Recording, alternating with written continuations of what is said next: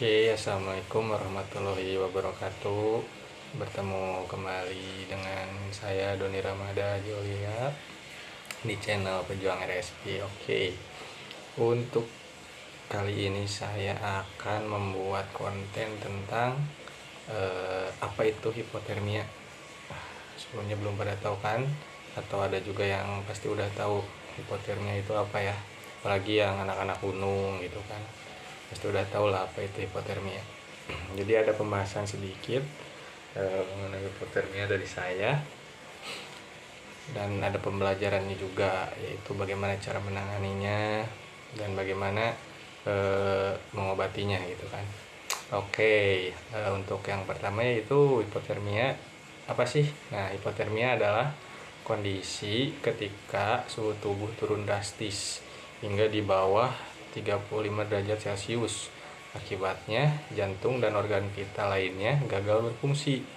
Nah, jika tidak segera ditangani, hipotermia dapat menyebabkan henti jantung, gangguan sistem pernapasan, bahkan kematian, teman-teman.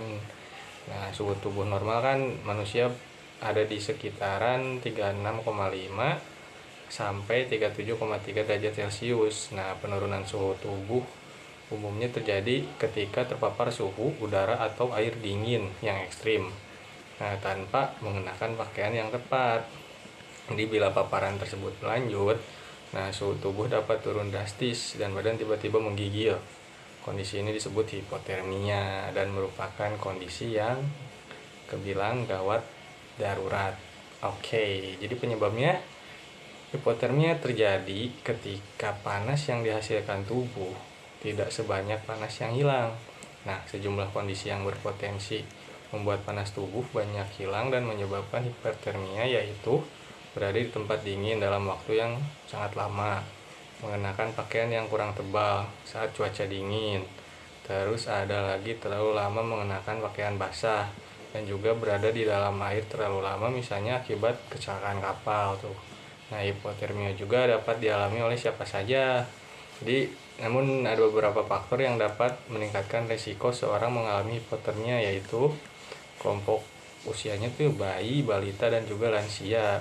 Nah, terus ada faktor lainnya yaitu kelelahan, ada gangguan mental, misalnya demensia. Nah, konsumsi minuman beralkohol, terus penyalahgunaan nafsa, terus ada konsumsi obat-obatan, misalnya golongan opioid, obat bius, obat penenang, atau conidine.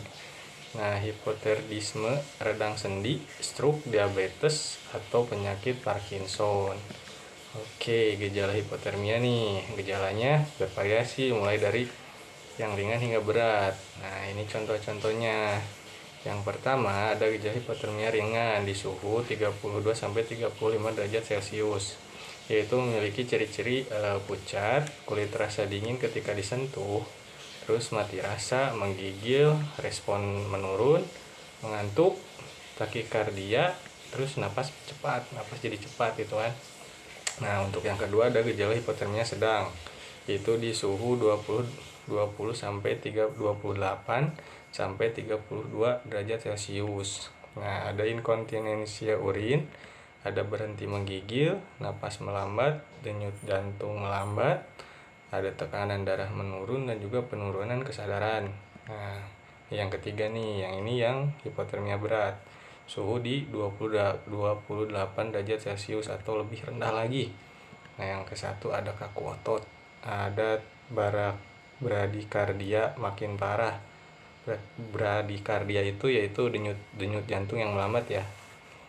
Nah, terus pernapasan dan denyut nadi yang sangat lemah, pingsan, dan juga yaitu henti jantung. Nah, pada bayi, hipotermia dapat ditandai dengan kulit yang terasa dingin dan terlihat kemerahan ya. Bayi juga terlihat diam, lemas, dan tidak mau menyusu atau makan. Nah, jadi kapan tuh harus ke dokter? Nah, hipotermia adalah kondisi gawat darurat yang harus cepat ditangani. Segera cari pertolongan medis ke dokter di rumah sakit terdekat bila Anda mengalami atau melihat seorang dengan gejala hipotermia seperti yang telah disebutkan tadi di atas ya. Nah, pengobatannya jika Anda melihat orang dengan hipotermia, maka tindakan awal yang perlu dilakukan adalah memeriksa denyut nadi dan pernapasan. Jika denyut nadi dan pernapasannya sudah berhenti, maka lakukanlah tindakan CPR dan cari bantuan medis. Nah, bila orang tersebut masih bernapas dan denyut nadinya masih ada, lakukan tindakan berikut. Nah, pindahkan penderita ke tempat yang lebih kering dan hangat secara hati-hati, karena gerakan yang berlebihan dapat memicu denyut jantungnya berhenti. Nah, ganti dengan pakaian yang kering. Jika pakaian yang dikenakannya basah, tutupi tubuh penderita dengan selimut atau mantel yang tebal agar hangat. Berikan penderita minuman hangat dan manis jika ia sadar dan mampu menelan. Berikan kompres hangat dan kering untuk membantu menghangatkan tubuhnya. Letakkan kompres di leher, dada, dan selangkangan. Hindari meletakkan kompres di lengan atau tungkai karena dapat menyebabkan darah yang dingin mengalir kembali ke jantung atau ke paru-paru. Nah, hindari penggunaan air panas, bantal pemanas, atau lampu pemanas untuk menghangatkan penderita. Panas yang berlebihan juga dapat merusak kulit dan menyebabkan detak jantung menjadi tidak teratur. Nah, temani dan pantau terus kondisi penderita hingga ada bantuan medis tiba. Oke, jadi segitu dulu pembelajaran kali ini dari saya. Mohon maaf bila ada kesalahan. Wassalamualaikum warahmatullahi wabarakatuh.